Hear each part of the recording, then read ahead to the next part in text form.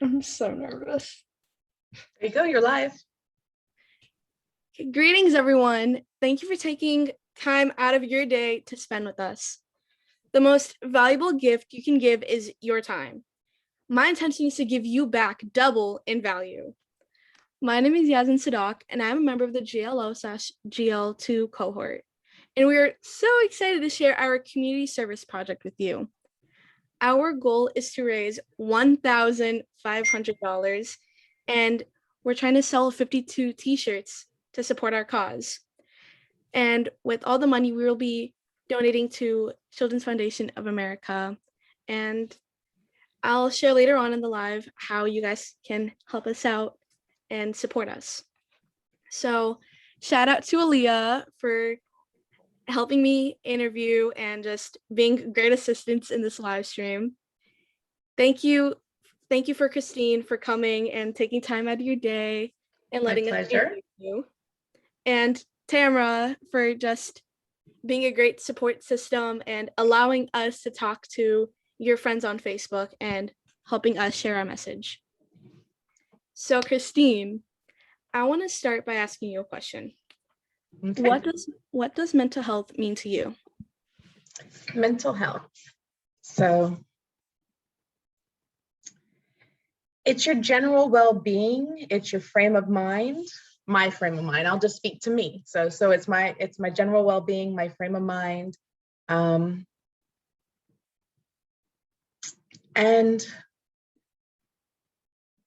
yeah, I guess that's what I would say. My general well-being and frame of mind, my mindset on how I view the world, and how I'm able to deal with life happening. Okay. Yeah.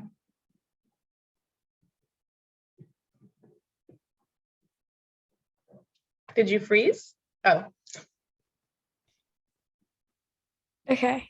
The next question is, what do you think causes mental health problems?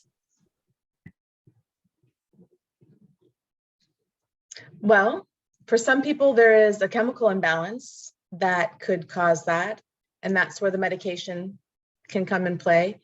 But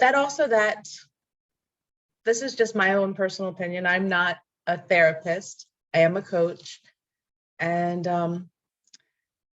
but I believe that there's also just your frame of mind. If you are sad, depressed, it can cause the chemical imbalance. So it's like kind of twofold, that there could be a chemical imbalance that causes depression or something else going on. But then when there is an experience of depression or like life factors that are pretty stressful can cause that chemical imbalance too. Like I can share, I remember there was a point where I was feeling pretty depressed and I went to a therapist, and my very first session with a therapist, she's like, well, tell me what's going on. And I told her what was going on in my life. And she says, wow, it sounds like you've got some pretty stressful things going on. So we have two options here. I can write you a prescription, to deal with the depression, or you could take on what's going on in your life and make some changes. And for me, it literally was like a light bulb, like I could make some changes. So I switched in a moment, not in a moment, but I made a choice in that moment and started making changes in my life. And I created a support system around me for that. So instead of staying in my circumstances, I had the freedom, I had the choice and the capability of changing my circumstances though. So that's where I was. So, yeah. Okay, thank you, Christine. So the next question is, how would you want others to react to seeing you not doing well mentally? Well, I would hope I have the relationships with my friends and my family that they would be compassionate, but not enabling. Like really call me on what's going on and pull from me to talk about it, this would be my own personal choice for them to pull me into conversation and pull me into getting out of my head and into communication to deal with whatever I need to be dealing with. So that's how I would want to be treated when I wouldn't be at my best mentally. And I went through a period, like I just lost my dad, and there was grief I had to deal with. And yeah, I do have a great support system. My dad was my number one support system, but I do have a really great support system. Ooh. So I had the support I needed to get through that. But it was sad. So, but yeah. Sorry for your loss, Christine. Appreciate you being vulnerable with us. I don't know. Yeah, I'm sorry for your loss too. And do you find it easy to confide in others when you know you're not doing well?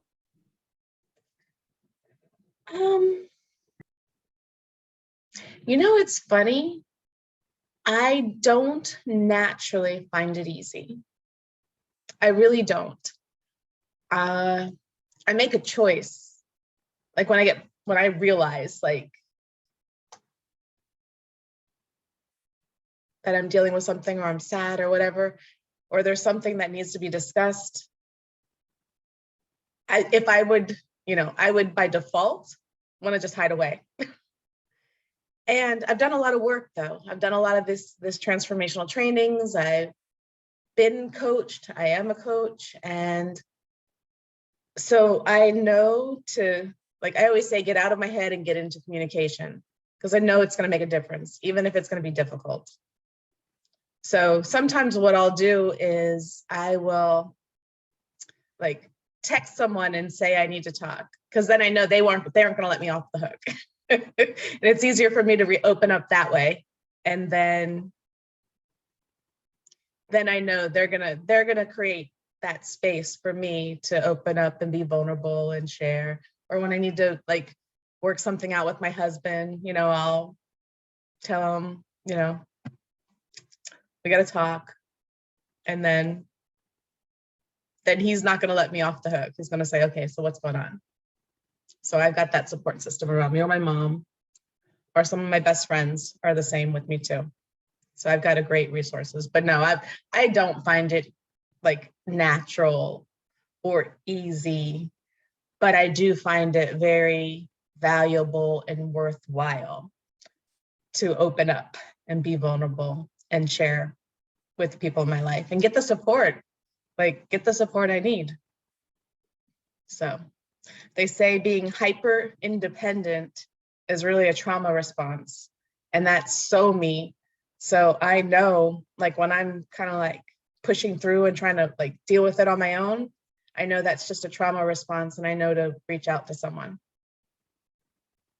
Yeah, because I agree. I personally find that when I hold it all inside, it just makes things worse for me. So when I confide in others, it's I get the weight off my shoulders. I'm finally I get to share this with somebody, and someone understands me, is there for me, and gets to support me. And I didn't really always used to be that way until very recently, and I found that it's so much more relieving. Yeah, and it's I feel so I'm really good at pushing things down, but I find you can't push one thing down without pushing everything else down. So if you're pushing down your sadness, you're also pushing down your joy and your self-expression and your sense of fun and even your expression of love.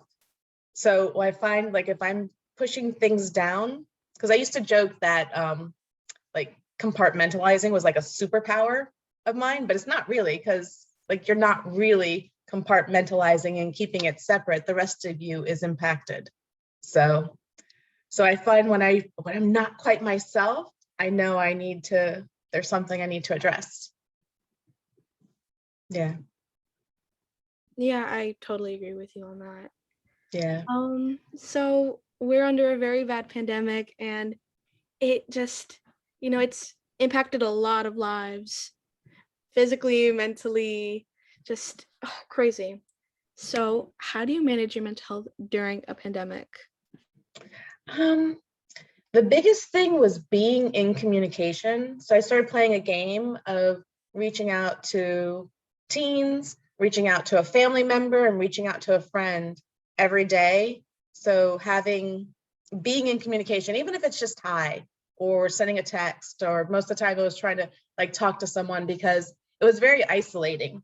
And like, it was crazy too. For a bulk of the pandemic, I lived by myself on a boat. So it was very isolating. And my husband travels. So if I wasn't reaching out and being in communication with people via phone or Zoom or FaceTime, I was by myself. So it was, yeah, it definitely took reaching out to people and just playing a game. And then it's easy to just like let default happen. So like to make sure I did it, I created like little checklists for myself, like who I did. So I just like, I'm an Excel person. I was like, I called this person, I called this person, I called this person. I kept a little list of, okay, I need to call so-and-so. And if I think about it, I would just reach out and say hi instead of waiting till later. So for me, it was really reaching out to people, and I meditate. Deepak Chopra has a lot of like free meditations that they put out, or you can find so many online. So I would do that. Walking is like meditation for me, and reading transformational kind of books made a difference for me too. And I tried to journal, but I wasn't so regular about journaling, but I do journal as well. But I know I get a lot out of journaling. Actually, journaling has me be like, oh yeah, I gotta talk to somebody about this part. Gotta fess up. So that's where it makes a difference for me. Yeah, I personally find that like when I'm not the type of person to journal, but whenever I do let myself journal, like you said, I just like remember, oh wait, I gotta talk about this. I gotta bring this up. I didn't know I felt this way about, particular stuff. So it brings out a lot of things that I just put in the back of my head. So I agree with Mhm. that. Yeah, Yeah, it's easy to go unconscious. yeah, I totally agree with you and Yasmin. I feel like it's a sort of letting go and like letting it all out without having to talk to someone else. So like it still is like with you, but and not anyone else, but it isn't like inside anymore. Yeah. Yeah, it makes a world of difference. Yes. Do you ever give yourself mental health days? Mental health days, like there's some days that I just will zone out and watch TV. And I used to feel guilty about that, like binge watching TV. But particularly during this pandemic, I gave myself permission to just chill and not have to be doing something. And I'll binge some romantic comedies, or they joke about me watching the Hallmark Channel. But that would be like, that's kind of like mental health. It's just like sappy love stories.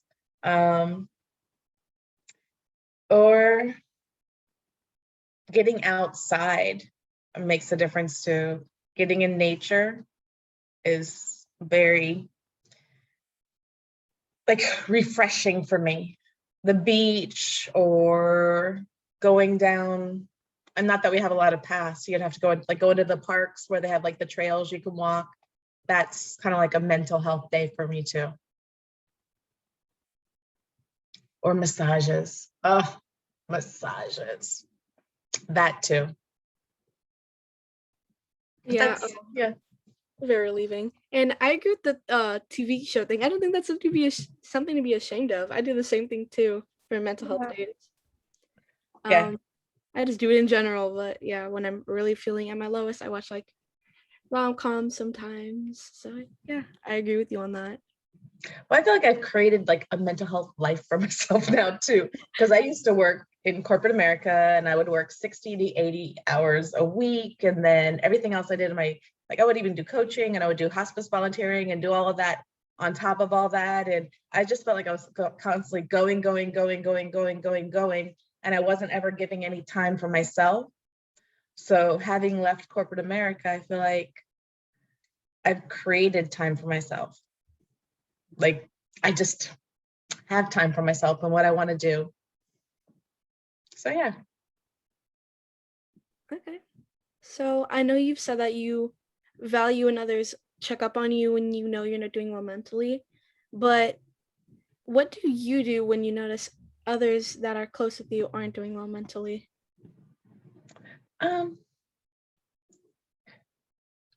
It's just checking in. I guess maybe because that's what I would value. I check in with them, and sometimes it's like, how are you doing? Not like, fine.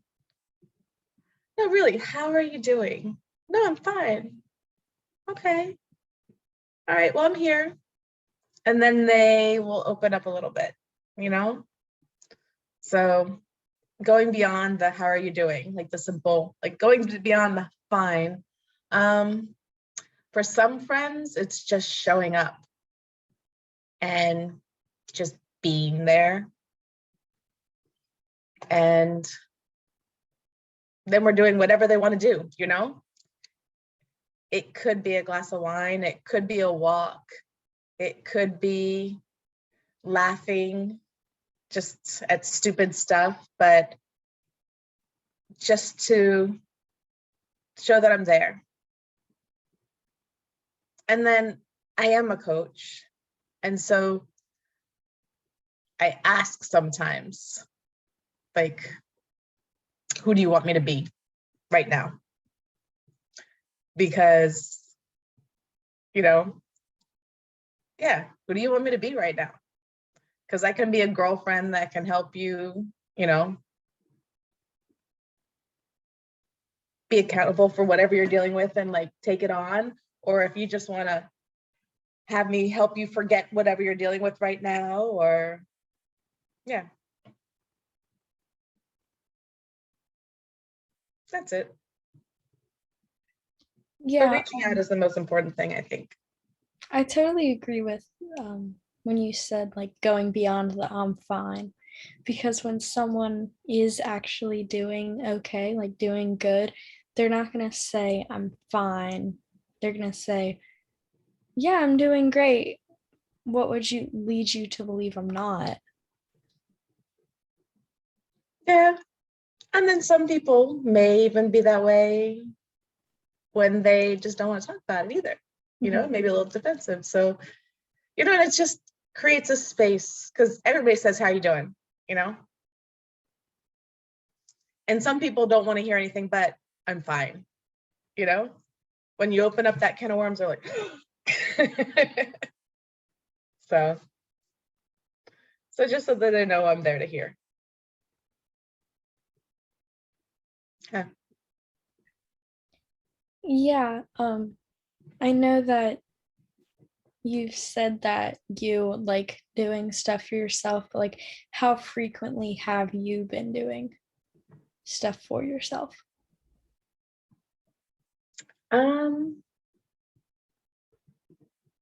I'd say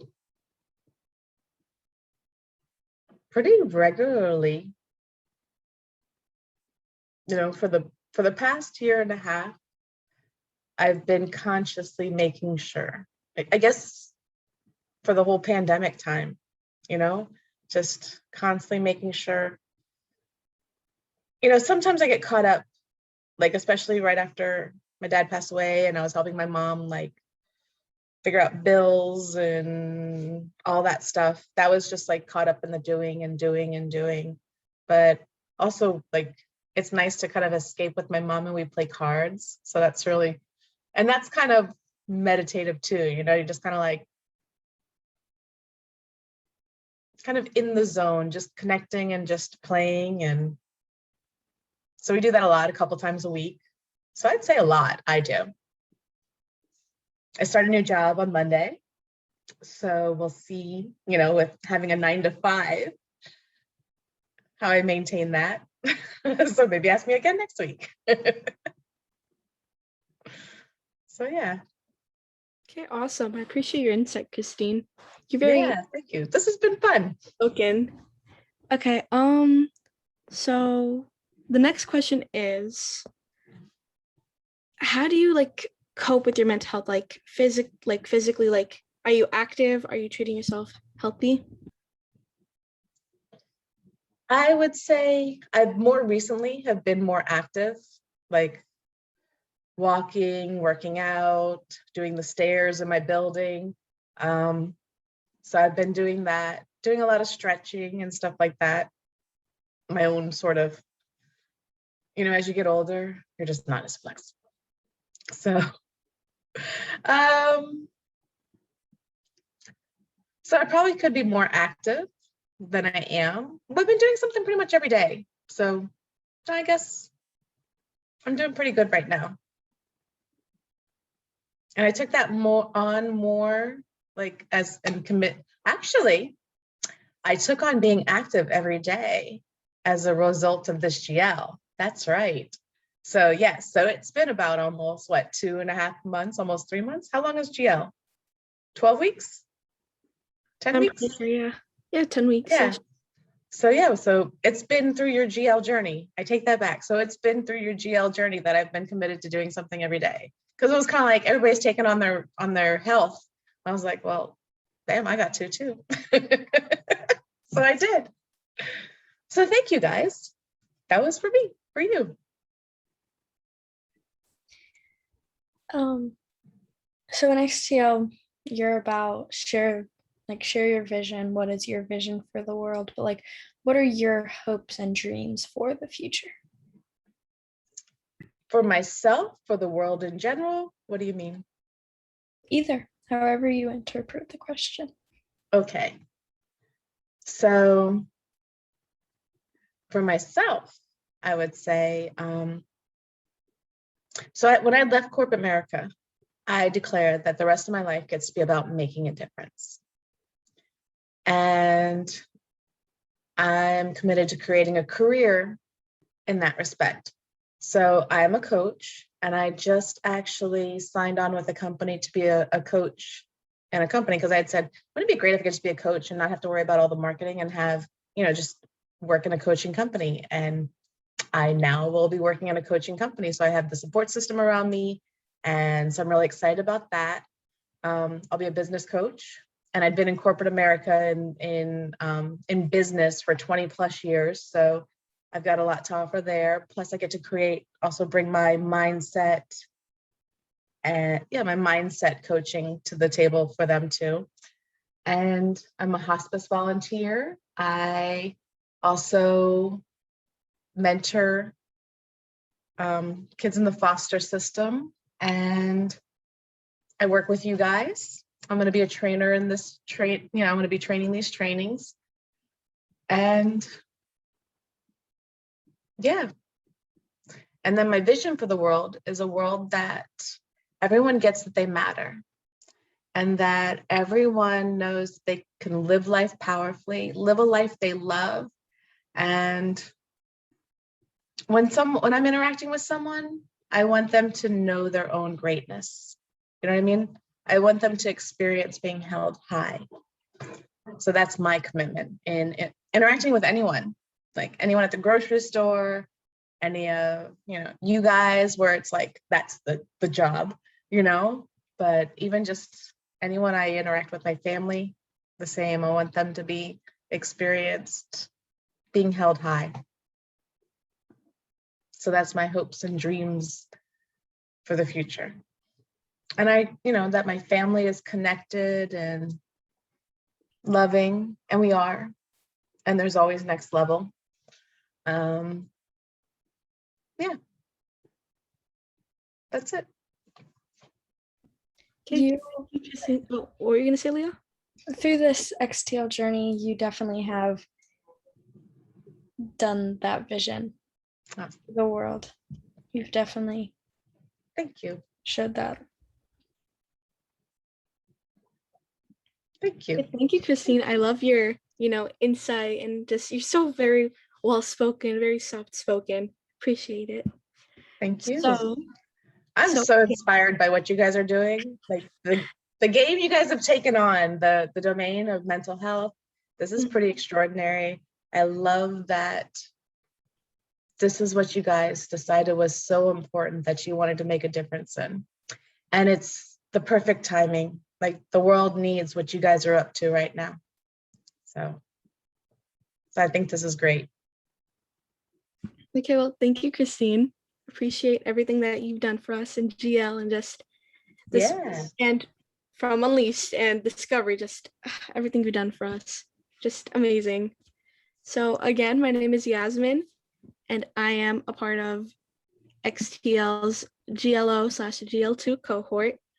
Do you want to say what that is for people? XTL is Extreme Teen Leaders, and GLO is Generation Lead Online. Yeah. So we have our next broadcast tomorrow, again at same time, 9 o'clock to 9:30. And you can subscribe to Tamara's YouTube channel.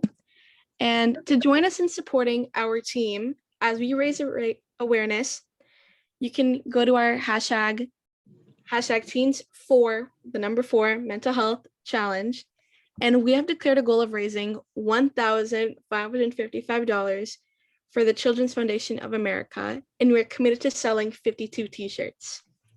You can also help us reach our goal by doing the following, which is posting a video to all your social media platforms and use a hashtag teens4mental health, the number 4. And you can just talk about whatever you'd like, what teen mental health means to you or how it's impacted you. Just speak your mind. And you can sign up for the hashtag Teens for Mental Health Summit, again, the number 4, by registering today I think Tamara will include the link down below. And we have some awesome guest speakers at the summit, and we hope to see you guys there if you'd like to join. And you can purchase a t-shirt to help us raise money and awareness by visiting the Bonfire website where we sell our t-shirts, which I will also have Tamara link down below. And if you have teens between the ages of 13 to 18 and you want them to gain the tools to rock their life, go to www.extremeteenleaders.com and sign up for the next cohort. It's all I can say is that it's lit. And thank you, Christine, for joining. Thank you, Aaliyah, and thank you, Tamara. Thank you for all of the viewers and everyone who decided to come along and, just watch us interview Christine. She's amazing. And you guys are amazing. Have a nice night, everybody. Good night. Good night. Bye.